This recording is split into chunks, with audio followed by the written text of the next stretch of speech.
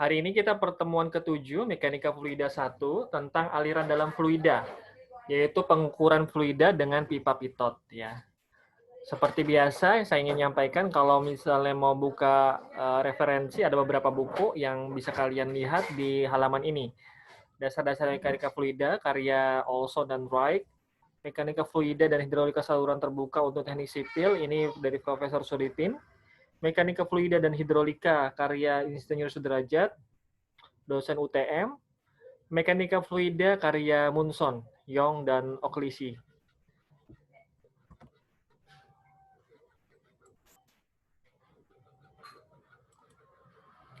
Nah, apa itu pipa pitot? Pipa pitot adalah instrumen yang digunakan untuk mengukur tekanan dan kecepatan aliran fluida, terutama udara ya. Jadi memang pipa pitot ini kebanyakan digunakan untuk mengukur tekanan udara menggunakan prinsip hukum Bernoulli ya. Pipa pitot diciptakan oleh insinyur dari Prancis yang bernama Henry Pitot ya. Jadi namanya Henry ini dijadikan nama dari alat ini ya pada awal 1700-an dan dimodifikasi untuk bentuk modernnya di pertengahan tahun 1800-an oleh ilmuwan Prancis namanya Henry Darcy ya. Ini penemu Darcy Wisbach. Pipa pitot digunakan untuk mengukur laju aliran gas atau udara. Bisakah digunakan untuk air? Secara prinsip bisa saja ya, tetapi biasanya lebih mudah menggunakan venturimeter. Nah, kalau kita lihat di sebelah kanan, ini ada gambar dari pipa pitot, di mana dia dihubungkan dengan manometer ya. Manometer kita pahami bersama, yaitu adalah ketika ada pipa berukuran, pipa berbentuk U, lalu di dalamnya ada liquid yang memiliki ru tertentu ya. Biasanya air raksa ya. Jadi pada penggunaan pipa pitot, lubang pada titik satu sejajar dengan aliran udara. Jadi lubang satunya ada di dua tempat, atas dan bawah. Posisi kedua lubang itu dibuat cukup jauh dari ujung tabung pitot. Ya, ujungnya agak jauh. Sehingga laju tekanan udara di luar lubang sama dengan seperti laju dan tekanan udara yang mengalir bebas. Dalam hal ini, V1 laju aliran udara yang mengalir bebas, ini akan kita ukur dan tekanan pada kiri manometer pipa bagian kiri sama dengan tekanan udara yang mengalir bebas. Nah, jadi nanti kita akan mengukur kecepatan dan tekanan ya. Lubang yang menuju ke kaki kanan manometer tegak lurus dengan aliran udara. Karenanya laju aliran udara yang melewati di lubang ini bagian tengah berkurang dan udara berhenti ketika tiba di titik 2 ya. Jadi nanti ketika masuk itu dia akan berhenti di titik 2 dan menekan fluidanya ke bawah. Jadi ketika aliran udara masuk pada titik tertentu dia akan diam karena sudah maksimal menekan udara yang ada di dalam sini, dan udara yang di dalam akan menekan fluida turun ke bawah dan ada selisih ketinggian ya antara Z1 dan Z2-nya yang kita sebut sebagai H ya. Tekanan pada kaki kanan manometer sama dengan tekanan udara di titik 2, P2 ya.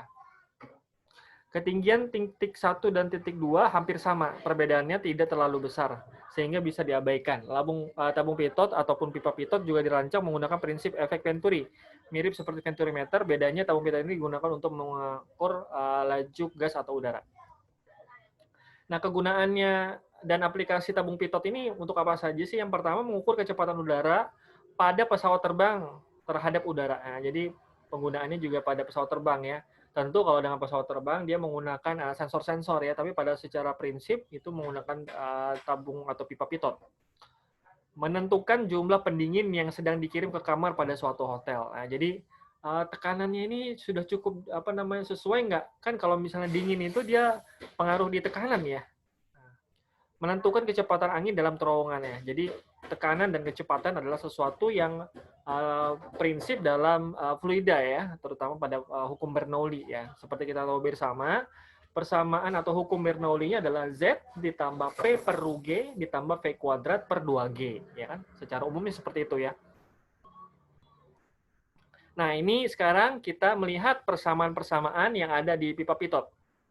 Yang bagian atas, persamaan Bernoulli secara umum adalah Z1 ditambah P1 per Rho G per V1 kuadrat per 2G ya, standar ya. Z1, Z2, dan Zn.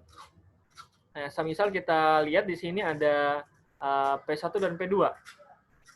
Kalau ruas sebelah kiri dikalikan ru G, dan sebelah kanan juga dikalikan ru G, maka akan seperti ini persamaannya. Yang atas dikalikan ru G, Z1 kali ru G ini.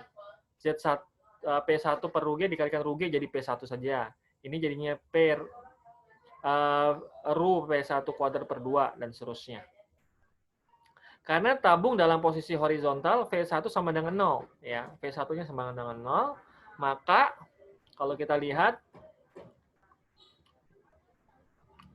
maka kalau V1-nya sama dengan 0, maka yang di atas ini bisa dicoret ya. Sisa P1 saja. Kan ru G Z1 dan ru G Z2 sama ya, jadi kita bisa coret ya. Karena posisinya horizontal. Jadi P1 sama dengan P2 ru V kuadrat per 2. Persamaan yang lain, kalau di venturimeter kan kita tahu bahwa P1 kurang P2 sama ru GH, di mana ru-nya itu adalah ru dari air raksa ataupun fluida yang ada di manometer. Sehingga kalau kita melihat, ada sama, kan di sini P1 sama dengan P2 per ru V kuadrat V2 kuadrat per 2, dan ini juga kalau disesuaikan persamaannya menjadi P1 sama dengan P2 ditambah ru aksen GH kan ya, kalau pindah ruas ya, yang ini minus P2-nya. Jadi yang ini kiri sama dengan kanan. Jadi kalau misalnya kita sederhanakan lagi persamaannya, jadi kita mendapatkan persamaan V2, di mana V2 itu adalah akar dari 2 ru aksen GH per ru, di mana ru aksen itu adalah fluida yang ada di dalam manometer, biasanya air raksa, dan ru yang pembaginya adalah ru dari udara. Ini contoh soalnya. Contohnya, jika ru udara adalah 1,29 kg per meter kubik, dialirkan ke dalam tabung pitot, dan perbedaan tinggi air raksa, P raksanya pada manometer 3 cm. Diketahui ru raksanya 13.600 kg per meter kubik. Maka kecepatan aliran udara tersebut adalah, kita menggunakan G-nya atau percepatan gravitasi 9,8 meter per sekon kuadrat. Maka kita mengetahui bahwa H-nya 3 cm atau sama dengan 0,03 meter, Ru-nya 1,29 kg per meter kubik, Ru aksen, Ru raksa adalah 13.600 kg per meter kubik, dan percepatan gravitasi G sama dengan 9,8 meter per sekon kuadrat. Lalu kita masukkan ke persamaan, kita mendapati hasilnya V2-nya adalah 78,73 meter per sekon kuadrat. Nah, jadi dari pertemuan sebelumnya dan hari ini, kita mendapatkan gambaran penggunaan dari pengukuran fluida ya. Yang pertama menggunakan venturimeter tanpa manometer, yang dicari adalah V1, maka kalau tanpa manometer maka tidak ada ru-nya yang berbeda, cuma ada ru air saja ataupun fluida. Maka rumusnya adalah akar 2GH per A1 per A2 kuadrat kurangin 1.